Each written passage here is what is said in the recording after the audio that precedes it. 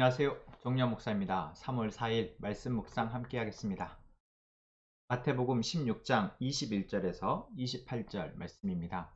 그때부터 예수께서는 자기가 반드시 예루살렘에 올라가야 하며 장로들과 대제사장들과 율법학자들에게 많은 고난을 받고 죽임을 당해야 하며 사흘째 되는 날에 살아나야 한다는 것을 제자들에게 밝히기 시작하셨다.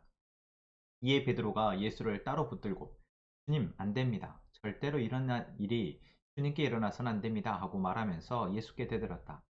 그러나 예수께서는 돌아서서 베드로에게 말씀하셨다. 하나, 내 뒤로 물러가라. 너는 나에게 걸림돌이다. 너는 하나님의 일을 생각하지 않고 사람의 일만 생각하는구나. 그때 예수께서는 제자들에게 말씀하셨다. 누구든지 나를 따라오려거든 자기를 부인하고 제 십자가를 지고 나를 따라오너라. 누구든지 자기 목숨을 구하고자 하는 사람은 잃을 것이요 나 때문에 자기 목숨을 잃는 사람은 찾을 것이다. 사람이 온 세상을 얻고도 제 목숨을 잃으면 무슨 이득이 있겠느냐. 또 사람이 제 목숨을 되찾는 대가로 무엇을 내놓겠느냐. 인자가 자기 아버지의 영광에 쌓여 자기 천사들을 거느리고 올 터인데 그때 그는 각 사람에게 그 행실대로 갚아줄 것이다. 내가 진정으로 너희에게 말한다. 여기 서 있는 사람들 가운데는 죽음을 맛보지 않고 살아서 인자가 자기 왕권을 차지하고 오는 것을 볼 사람들도 있다. 아멘. 오늘 말씀에서 우리는 예수님이 베드로에게 책망하시는 이야기를 보게 됩니다. 어제는 칭찬하고 오늘은 책망하고, 왜 칭찬하셨고 왜 책망하셨는지 그 상황을 보면 과연 한 사람이 맞나 라는 생각이 들 정도입니다. 어제 칭찬하신 이유는 무엇이었습니까? 베드로가 주는 그리스도시요 살아계신 하나님의 아들이시다 라고 고백했기 때문이었습니다. 그런데 오늘 예수님이 베드로를 책망하시는 것, 꾸짖으시는 이유는 무엇입니까? 예수님이 이제 십자가에 죽으시고 다시 살아나실 것을 예고하시는데 그 예수님의 말을 듣고 베드로가 결코 그런 일은 있을 수 없습니다 라고 반대했기 때문입니다. 자기가 무슨 말을, 지금 이 반대가 무엇을 말하는 것조차 아마 몰랐을 것입니다. 어제 말씀에서 베드로가 고백했던 그 고백 역시 베드로가 알아서 고백한 것이 아니라는 것을 우리는 또한 알 수 있는 것이죠. 하나님이 베드로에게 그러한 고백을 할 수 있도록 하신 것입니다. 또한 오늘 우리도 그렇습니다. 우리가 예수님을 아는 것, 그냥 오늘 마태복음 16장의 말씀은 우리에게 베드로의 어제의 모습과 다른 모습을 보게 합니다. 어제 베드로는 예수님에게 칭찬을 들었습니다. 칭찬을 들었던 이유는 무엇입니까? 바로 예수님에 대해서 하나님의 아들이시며 그리스도라고 고백했기 때문이었습니다. 그 고백은 베드로가 예수님을 정말 그렇게 알아서 또는 그렇게 생각해서 고백한 것이 아닙니다. 어제 예수님도 그렇게 말씀하시죠. 이것을 내게 알게 하는 하나님이시다. 그리고 오늘 본문에서 우리가 베드로의 말을 보면 정말 그랬구나 라는 것을 알 수 있죠. 오늘 본문에서 예수님은 제자들에게 자신이 죽을 것임을 예고하십니다. 그러자 제자들 가운데 베드로가 예수님 절대 그럴 수 없습니다. 그래서는 안 됩니다. 라고 강하게 반발하죠. 반대합니다. 그 이유가 무엇이었을까요? 지금 예수님을 따라다닐 때 자신들이 예수님을 통해서 무언가 이룰 수 있을 것 같다라는 꿈을 꾸고 있는데 정말 예수님을 통해서 놀라운 기적들이 행해지고 그들은 예수님을 바로 뒤따라가는 제자들이기에 참 장밋빛 미래가 그들에게 펼쳐져 있다고 생각했는데 예수님이 곧 죽을 거라 말씀하니 당연히 그것을 받아들일 수 없었던 것이죠. 여러분, 이것이 베드로와 다른 제자들의 이 믿음의 실상이었습니다. 여러분, 우리도 사실 그렇지 않습니까? 내가 예수님을 믿을 때 예수님 믿는 것이 나에게 당장의 이익이 되고 어떤 유익이 있어야 우리가 그 믿음이 의미가 있지.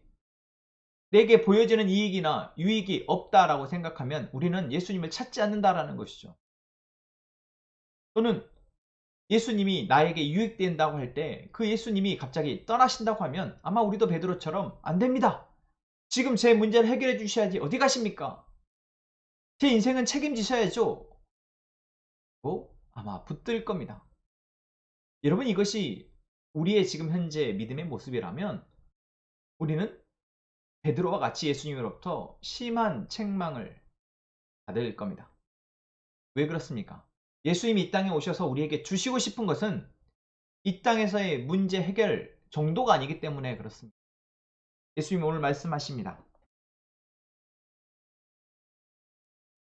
영생, 생명을 주기 위해서 오셨다라고. 그래서 생명을 얻고자 하는 자는 잃을 것이요. 제 목숨을 잃는 자는 얻을 것이다. 여기에서 이 생명이라는 것은 무엇입니까? 목숨이라는 것은 무엇일까요? 바로 우리가 얻고자 하는 세상의 가치입니다. 여러분 우리가 세상의 가치를 얻고자 했으면 영원한 생명을 놓치게 됩니다. 반대로 우리가 영원한 생명을 얻었음을 알고 이제 그것을 내가 살아내고자 한다면 이 세상의 가치는 의미가 없어지고 결국 죽은 것과 다름이 없어집니다. 예수님이 그래서 묻고 계십니다. 누구든지 나를 따라오려거든 자기를 부인하고 자기 십자가를 지고 나를 따라와야 한다. 너는 그럴 수 있느냐? 묻고 계시는 것이죠. 여러분, 우리의 십자가가 무엇일까요? 예수님이 먼저 지셨던 그 십자가가 무엇인지를 생각해 보십시오. 죄의 무게였습니다. 온 인류의 죄를 예수님이 십자가에 지시고 죽으신 것입니다. 그렇다면 우리의 십자가는 무엇일까요?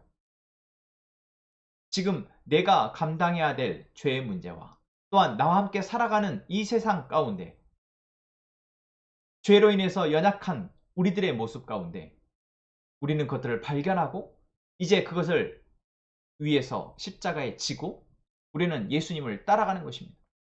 그건 결국 내가 욕심냈던 세상의 가치와 또한 나를 유혹하게 하는 그 세상의 가치를 십자가에 못 박아 죽이고 예수님을 영원한 가치, 영원한 생명을 따라가는 것입니다. 오늘 우리는 베드로와 같은 어쩌면 믿음의 수준일지도 모르겠습니다. 그러나 예수님이 베드로에게 그러셨던 것처럼 오늘 우리에게도 계속해서 나와 함께 가자 말씀하십니다. 심지어 베드로가 예수님을 앞에 두고 부인할 때 예수님은 그럼에도 불구하고 베드로를 내치지 않으셨고 베드로 역시 자신이 부인했음에도 불구하고 자신이 무슨 죄를 저질렀는지 알고 결국 예수님을 다시 따라갑니다. 여러분, 우리의 모습이 베드로와 다르지 않다라는 것, 우리의 연약함을 고백하는 것입니다. 또한 우리의 연약함 가운데 하나님이 은혜를 베푸셔서 우리를 이끌어 가신다라는 것, 여러분 우리가 기대해야 할 것입니다. 우리가 이것을 믿고 나아가는 것입니다. 무엇을 위해서요? 영원한 생명을 위해서입니다. 그래서 예수님이 다시 오실 때 우리가 예수님과 함께 영원한 아버지의 집으로 함께 갈 것을 소망하는 것이죠. 오늘 우리가 무엇을 가지고 예수님에게 나아오고 있습니까? 영원한 생명이길 원합니다. 이 세상의 가치가 아니고 우리에게 이미 허락되어진 이 영원한 생명에 대한 감사함을 가지고 예수님 앞에 나아가길 원합니다. 이 세상의 어떠한 가치도 이 영원한 생명을 허락하신 구원에 이길 수가 없다라는 것. 여러분, 우리가 고백하며 오늘을 또 따내기를 원합니다. 기도하겠습니다.